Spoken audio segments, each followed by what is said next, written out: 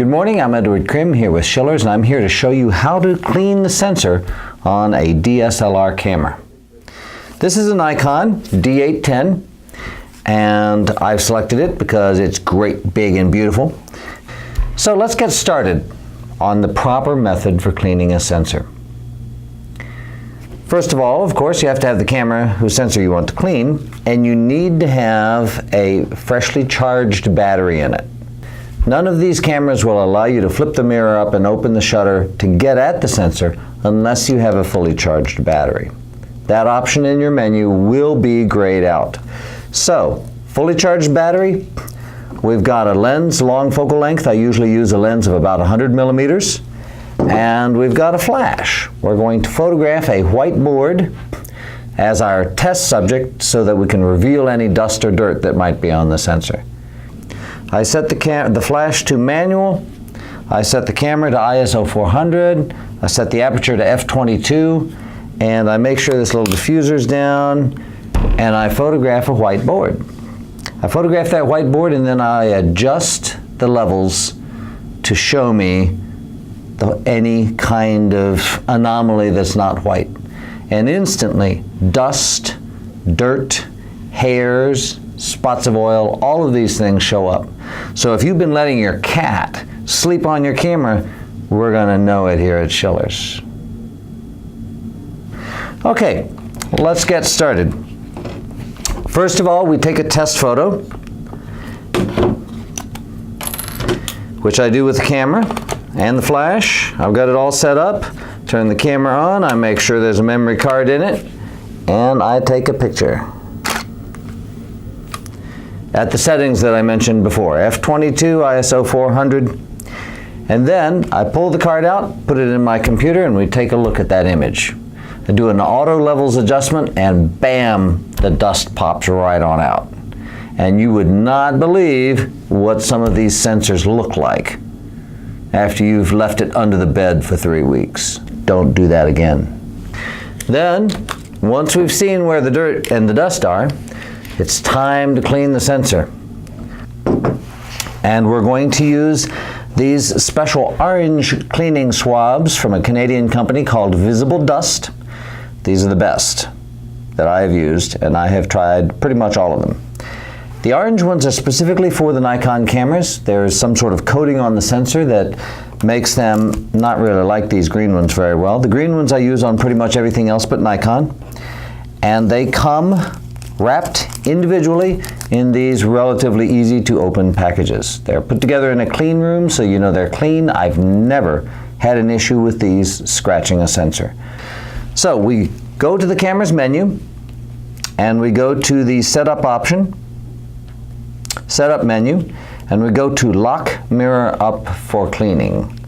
And I select that, I hit start, and I hit start again, and I hit start a third time, and then I hit the shutter release. Now I've got my mirror up, shutter open, sensor available. Why, you ask, would you not just use B for bulb and open it up the shutter with the sensor available? And the reason is, if you do that, if your camera's on and you're actually taking a picture, there will be a charge on that sensor that will attract more dust in. So you don't want to do that. Then we open up our swab, and we're going to use this Eclipse optic cleaning fluid. This is an alcohol-based fluid. It is inflammable. Please don't smoke while you're doing this. And we're going to put some onto the swab, both sides of the swab, and then we're going to run it across the sensor. This is a 24 millimeter swab, which is the height of the sensor. And we're going to come to one end of the sensor, and we're going to move that swab all the way down to the other. I'm going to flip the swab over and use the other side and do the same thing. Fairly quick motion all the way down. Turn off the camera, and then we will do a second photo to make sure that we've gotten all the dust and dirt off. A couple of other ways to clean your sensors that many people will try to employ. One is canned air. No, do not use canned air. Canned air can be used for a variety of things, but it has a tendency to spray out Freon on things like that. If you hold the can level when you have to clean things with it and spray like that, you won't get any Freon spraying out, but still I would not recommend using compressed air.